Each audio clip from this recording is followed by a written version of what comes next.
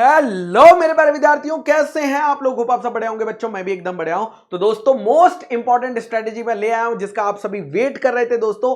That is bounce back strategy after CA foundation Jain 26।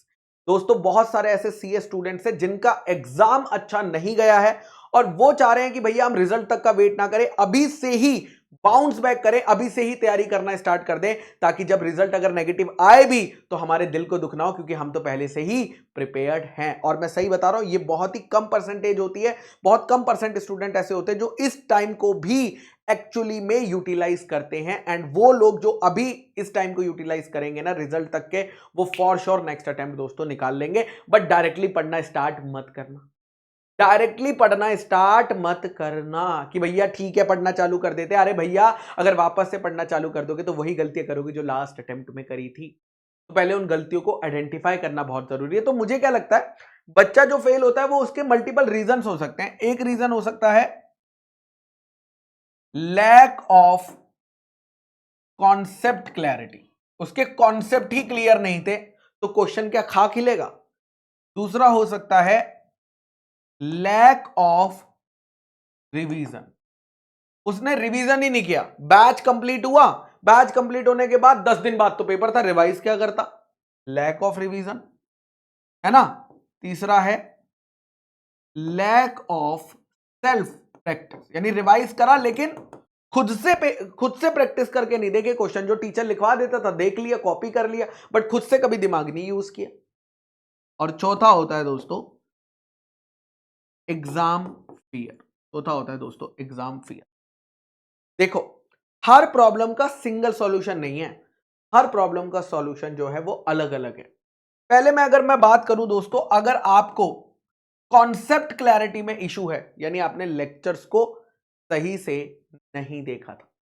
Concept आपका clear इसीलिए नहीं है क्योंकि आपने लेक्चर्स बाय करे और आधे ही देखे या 2x पे देखे, वन शॉट देख के चले गए, डिटेल लेक्चर देखे ही नहीं, खरीदे थे, है ना, तो मिस कर दिया। तो वहां पर आपकी दिक्कत है कॉन्सेप्ट क्लैरिटी की। तो कॉन्सेप्ट क्लैरिटी के लिए तो आपको क्या करना पड़ेगा, वापस से लेक्चर्स वॉच करने ही पड़ेंगे। क्योंकि जब आप एक बार लेक्चर्स वापस से देखें, और इज्जत से देखना यार, इज्जत से, 2x पे देखकर भगा दिया जो सर ने बस करने के लिए कर रहे हो, प्लीज ऐसा मत करना। अगर दोबारा मेहनत कर रहे हो इतनी रिजल्ट से पहले तो प्रॉपरली लेक्चर्स वॉच करना। दूसरा, अगर आपकी प्रॉब्लम है लैक ऑफ रिवीजन, तो अब लेक्चर्स गए तेल लेने, लेक्चर्स हो चुके, कॉन्सेप्ट आपके क्लियर हैं, अब आपको रिवाइज तो खुद ही करना पड़ेगा। तो बैठो और प्लान बनाओ, कम से कम रिजल्ट तक, जब तक रिजल्ट आ रहा है एक प्रॉपर रिवीजन हो जाना चाहिए, एक प्रॉपर रिवीजन हो जाना चाहिए, सभी सब्जेक्ट का एक प्रॉपर रिवीजन हो जाना चाहिए। अगर लैक ऑफ सेल्फ प्रैक्टिस है, आपने रिवाइज किया था बट प्रैक्टिस खुद से कभी एक भी बार लिखकर नहीं देखा कि कैसे लिखते हैं आंसर को, है ना, सिर्फ ऑडिट करते थे आंसर्स का, लॉ के आंसर्स का ऑडिट कर लिया, अकाउंट्स के आंसर्स का ऑडिट कर लिया, कभी खुद से लिखकर नहीं देखा, तो दोस्तों यही वो टाइम है अपनी प्रैक्टिस को बढ़ाने का। Do more and more practice. अगर आपकी प्रॉब्लम यह है तो ज्यादा से ज्यादा प्रैक्टिस करो, ज्यादा से ज्यादा दोस्तों इस टाइम पे जितनी हो सके उतनी प्रैक्टिस कर डालो, जितनी हो सके उतनी प्रैक्टिस कर डालो। और फिर लास्ट आता है दोस्तों एग्जाम फियर। एग्जाम में जाके ब्लैंक हो जाते हैं। आता सब कुछ है, प्रैक्टिस सब कुछ किया होता है, लेकिन जब पेपर हाथ में आता है, हो सकता है वो पेपर इजी हो, लेकिन ब्लैंक हो जाते हैं कि यार ये क्या हो गया। खासकर फर्स्ट पेपर में ऐसा होता है। तो दोस्तों, एग्जाम फियर को दूर करने का सबसे अच्छा तरीका है आप इवेल्युएटेड टेस्ट हो। आप 100 मार्क्स के हर सब्जेक्ट के 2 इवेल्युएटेड टेस्ट दीजिए, 2 इवेल्युएटेड टेस्ट हर सब्जेक्ट के 100 मार्क्स के। और वो इवेल्युएटेड टेस्ट का लेवल आईसीआई का लेवल होना चाहिए, आईसीआई से ऊपर लेवल होना चाहिए, ताकि जब आप उन पेपर को सॉल्व करो, टाइमर लगा के पूरा सॉल्व करो, तो आपको फील आए कि हाँ एग्जाम में ऐसा होता है। तो एक बार अगर आप एग्जाम फियर आपका चला जाएगा, अगर आपने इवेल्युएटेड टेस्ट दिया और उसमें आपके लग रहा है कि मार्क्स एकदम सही सही आ रहे हैं, तो आपको लगेगा कि एग्जाम में भी हो ही जाएगा, एग्जाम में भी हो ही जाएगा।